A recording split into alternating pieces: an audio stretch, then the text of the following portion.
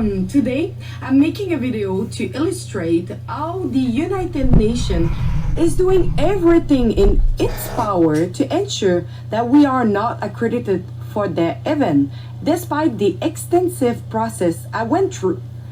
The United Nations claim to focus on human rights, humanitarian relief, and the environment, or rather, the climate scare.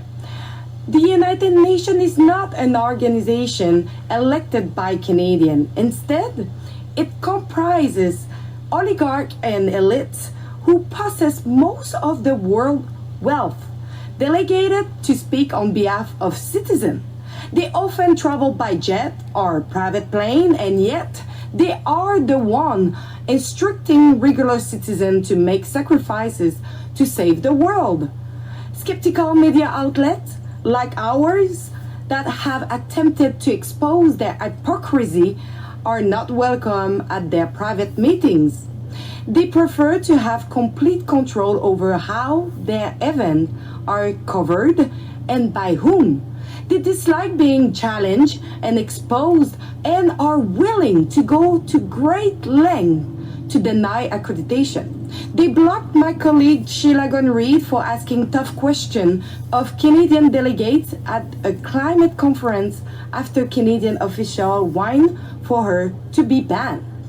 We applied for accreditation for the Sustainable Development Goals Summit that took place in New York on September 18 and 19.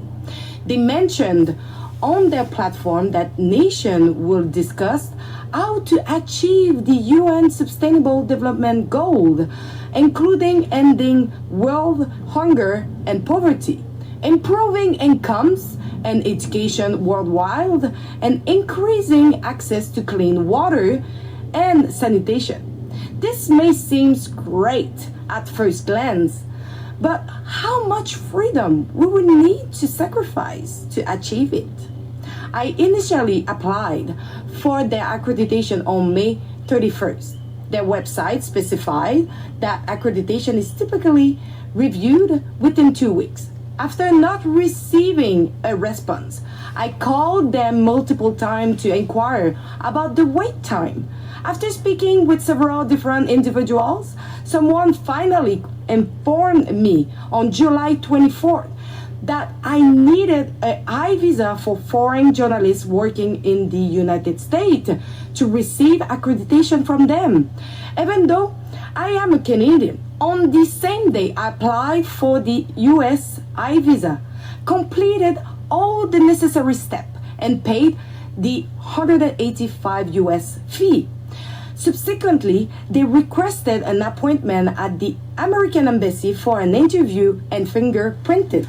However, no appointments were available before the year 2024.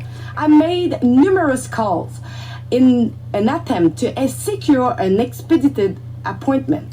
Finally, after a lot of effort and persistence, I managed to secure an appointment on August 14 at the embassy in Toronto.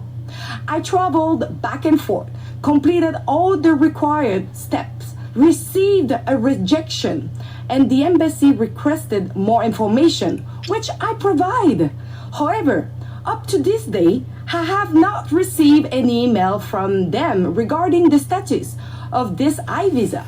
Recently, I received an email from the United Nations stating that my media accreditation has been declined.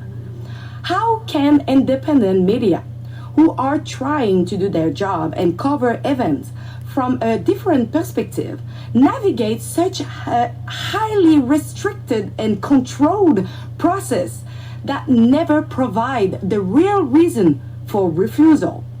They reject us because we cannot be controlled by the state, given our independence. To them, we pose a threat to their carefully constructed house of cards, which they have built over everyone's head, and especially their credibility.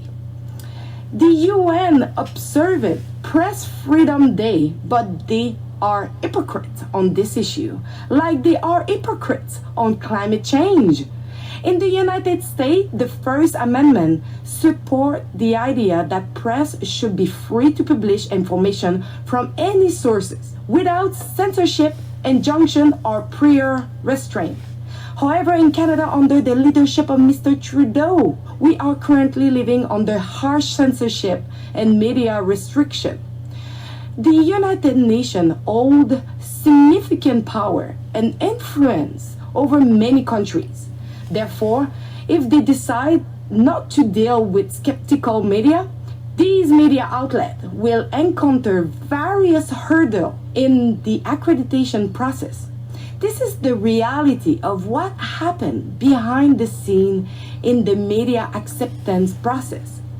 It's not the free press that the UN protect.